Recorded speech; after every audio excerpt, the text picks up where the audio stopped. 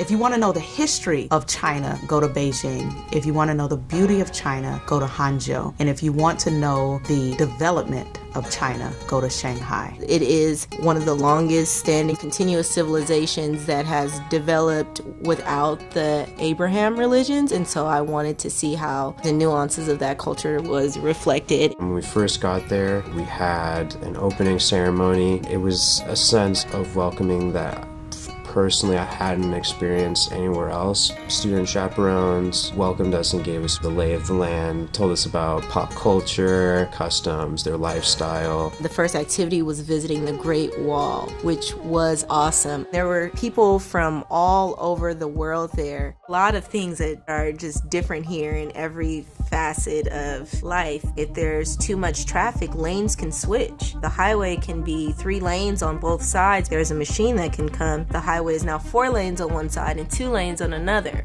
I was fascinated by the architecture. I like that they don't leave their history behind. As time goes on, everything is blended and added in. You will never ever be hungry in China. The students get an opportunity to not just experience activities, but also to eat the food in China and enjoy the way they eat. Everything is family style, and the food just keeps coming. People shouldn't be afraid to be immersed in others' cultures. It will give you a greater understanding of other people. It makes sense to understand a significant part of the population here, especially in the Bay Area. I had studied Mandarin in the past, wanted to go to China for the longest time and experience being in that environment, meeting people, traveling to visit different places, seeing new things, smelling things that I hadn't experienced before, just the whole atmosphere. I ran into one of the mothers of a student that was on the trip this last summer. She had just seen Drew in the international office. In her household, it is mandatory for all of her children to do a study abroad program. She saw just how much her daughter was affected positively by study abroad. I wanted to be a chaperone for the China trip because travel is something I'm very interested in. When I was younger, I did my own study abroad. I taught for 4 months in a rural village, and it's a life-changing experience.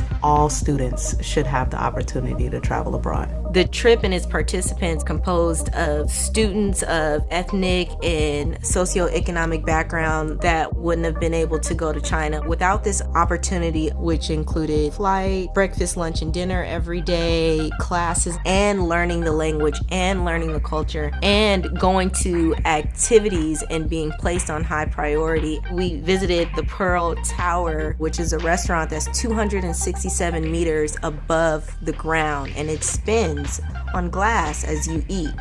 The line for that was 3 times as long as going to a ride at Great America in the middle of the summer, and that's something that 20 of us were able to bypass in 30 minutes. People wait all day just to eat dinner there. We had reservations and were taken right to the front. It wouldn't have been possible to have an experience like that happen for us every single day wherever we went. And so I really want to thank the office of Congresswoman Barbara Lee, Peralta Community Colleges, the Beijing Cultural Language Study Center, and Hangzhou Polytechnic University. We were able to experience a lot because of the collaboration of all those parties. You got to experience things that many people don't, and it's very important to promote programs like these. My biggest takeaway was pure joy. Highly recommend it to anyone who wants to apply. It'll change your life.